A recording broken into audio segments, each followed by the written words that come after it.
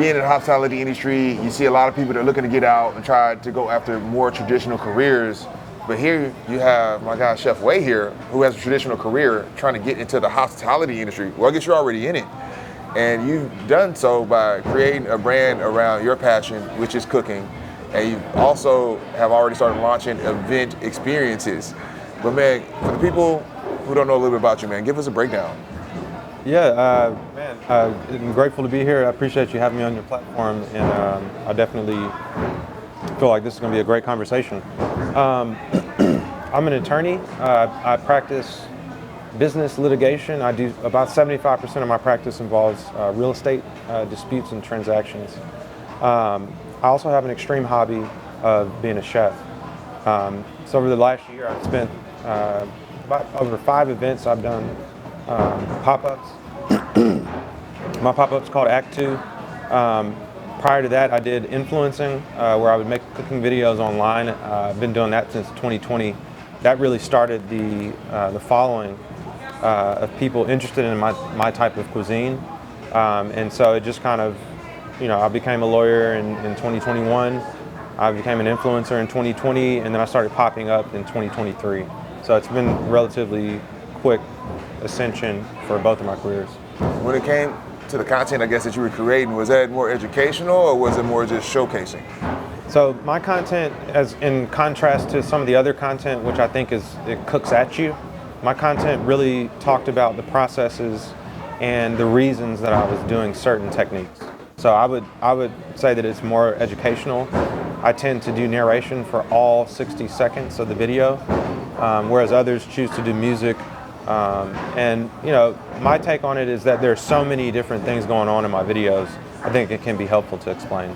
And it seems like you're definitely a creative at heart. I know being maybe in the legal field, that could be more of a administrative process, whereas you're over here editing videos and then also creating these very curated meals. What is that creative outlet doing for you? I think, I take as much creative pride in making the videos as I do the food and making sure and practicing the upkeep of the media accounts. To me, it started as a creativity outlet and then it became a business. And so it's always rewarding, especially for left brain creative types, to be able to monetize something that they're passionate about.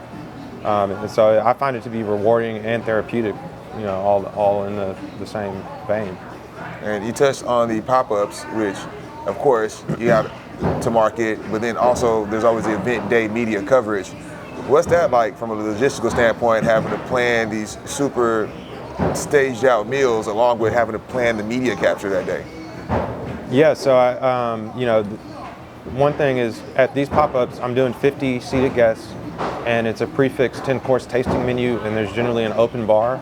So there's coordination of the event staff, of procuring all of the different things that we need to cook the food, to go to market.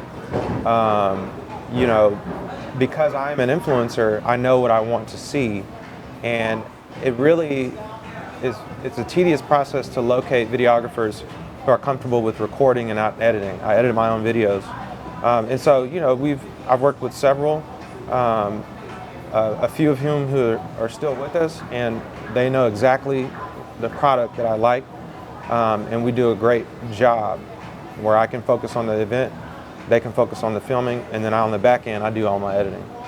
So I imagine, just like with the chefs, are you coming in with a recipe for the media? Yeah. 3 shots of this, 4 shots of that. Oh, absolutely. I've reduced the media requirements to written contracts, especially for my people that are new. And then once they get the hang of it, we're able to reduce the scope of work to, in the instance of the 10-course, you get these 10 courses. You get the drinks, you get the vibes, you get these brands that are paying me to be showcased. And so I typically will divide the labor. Most of the time the videography people and photography people get there and they're like, all right, you do this, that, the other. But I always know that anytime that there's a failure, it's my fault for not communicating, for having high expectations. It's always on me. And so how can I reduce confusion is always the question that I like to ask. With your professional background, how has that experience influence in how you go about coordinating the chef food experience and the media operations? You know, being an attorney where people come to you when contracts have gone bad, when business deals have busted up, when the real estate deal has fell through, I mean, you kind of see the worst outcome of what can happen in a business.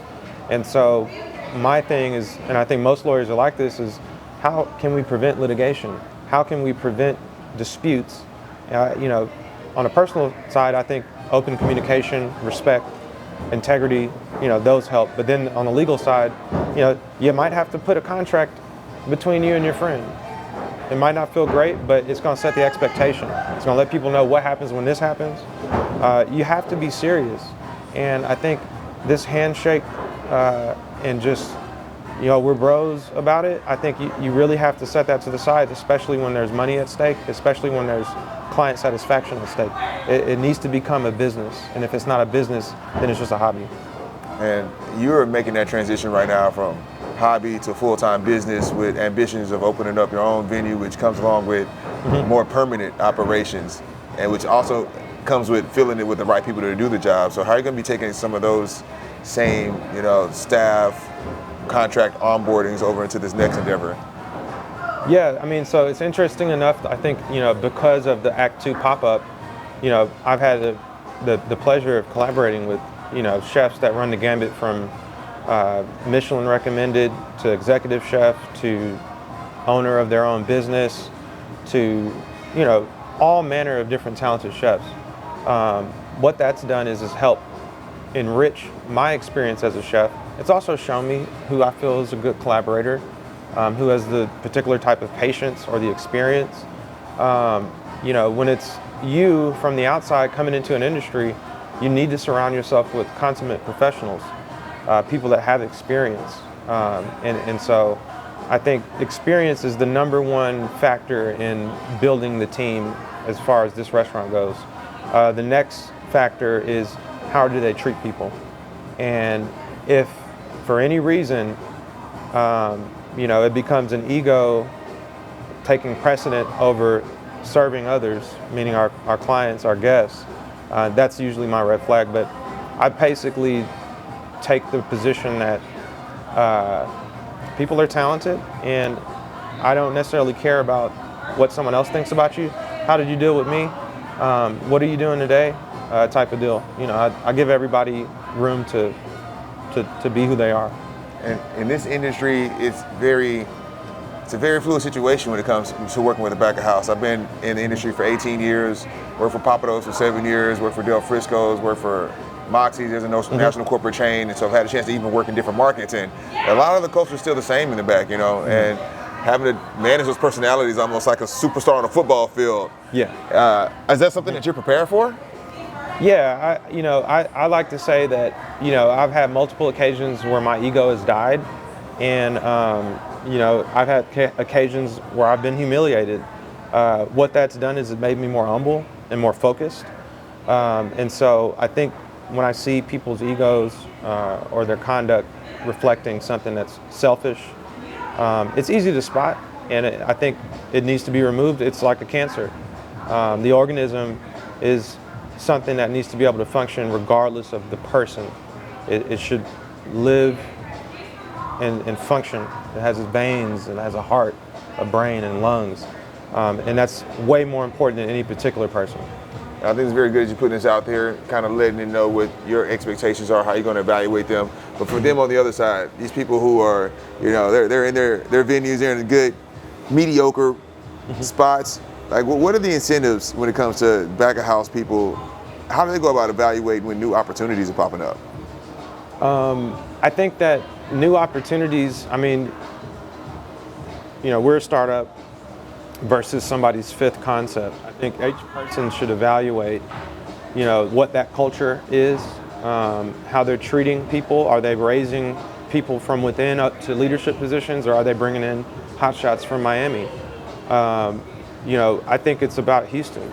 It's about people that grew up here, that ate here for years and have spent their time honing their skills here. And that's important to me. To me, I think people say it a lot, you know, you take a cook before you take a a chef with 30 years of baggage, right? Everybody's different. I think that the chef in particular, or anyone in the back of house, just has to look at this opportunity and assess from the pay, the leadership, and the culture what's appropriate for them. What are some things that you think the hospitality industry, because it's one of the slowest to innovate, the slowest to evolve, what are some practices, especially when it comes to job evaluation, job seeking opportunities, that they could borrow from other industries? I think,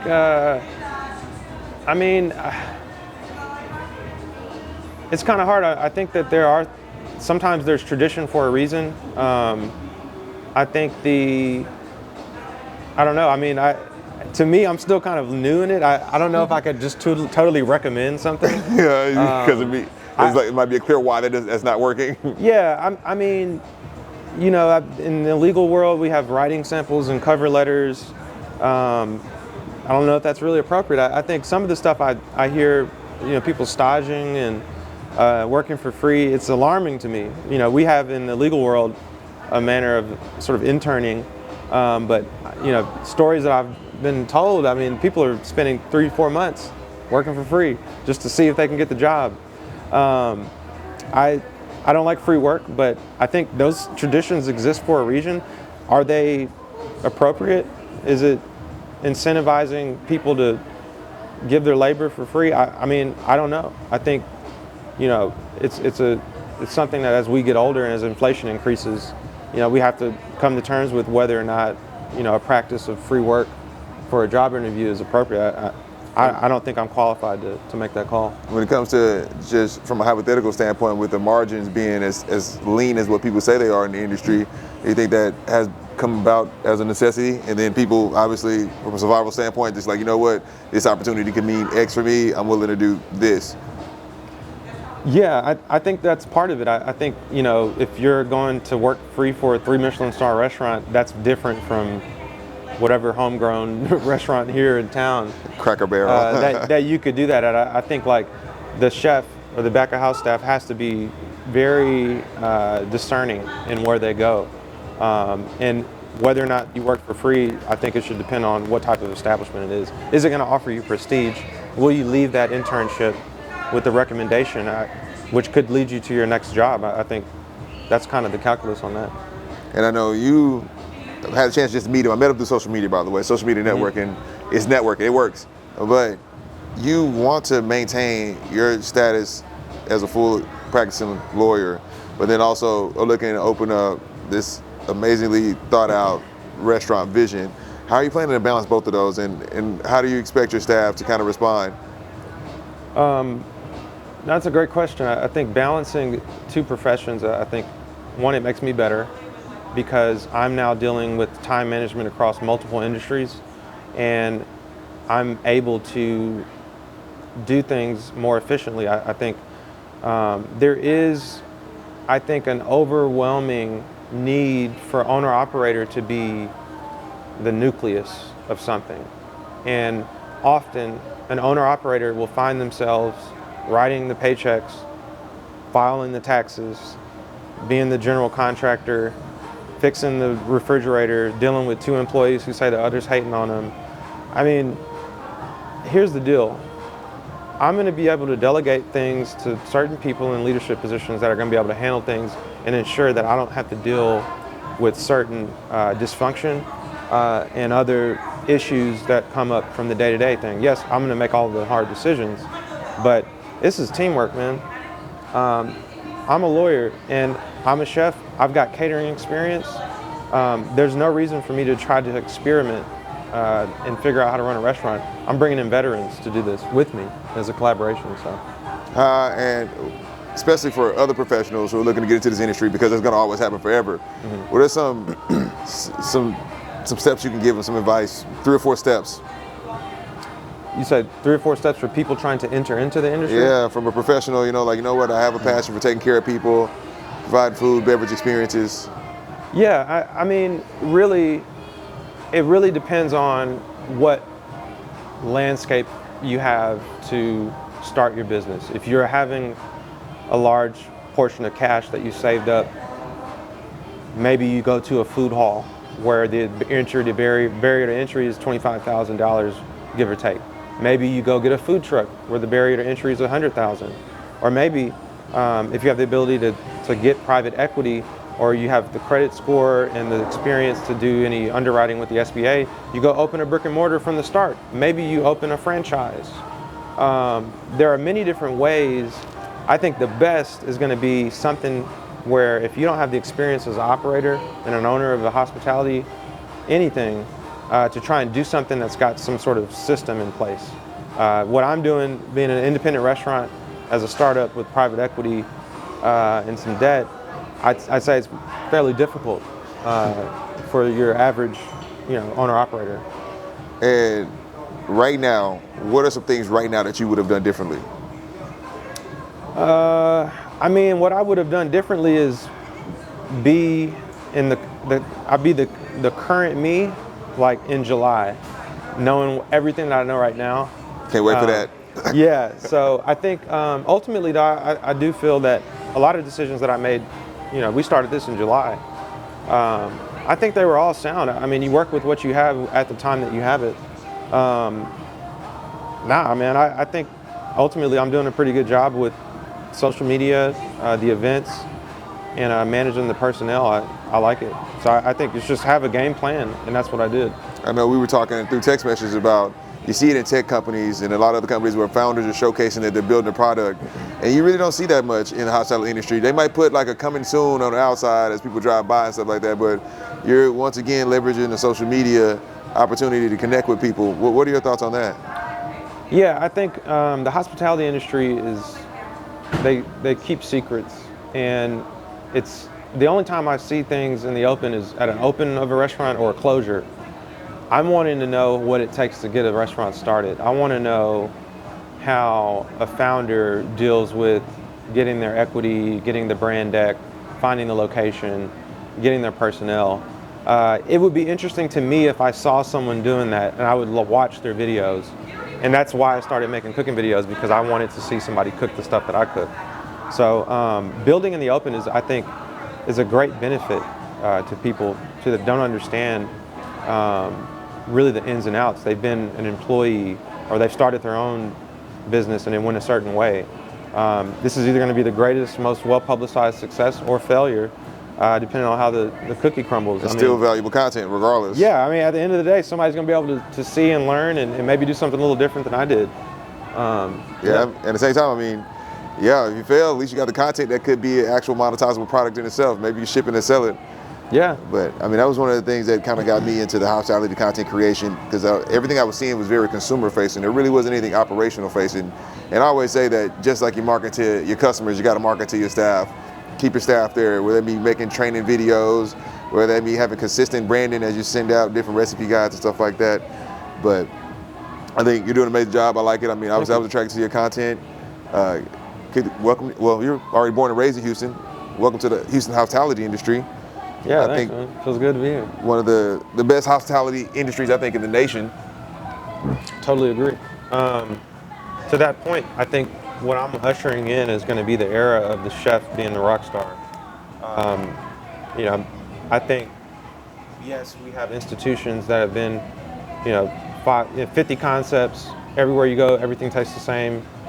They're very successful, but the chef is always the draw for me. That's the way I consume food. They're artists, and people should be asking for their autographs. That's kind of my take on it. And so chef-centered, chef-focused, beverage and hospitality, I think really is going to continue to make a stand amongst the other types of hospitality we have. So. Right here, man. Got back of house, brand endorser, front of house, brand endorser. It's the future of the hospitality industry, man. Appreciate you coming in. Yeah, Good luck. Thanks.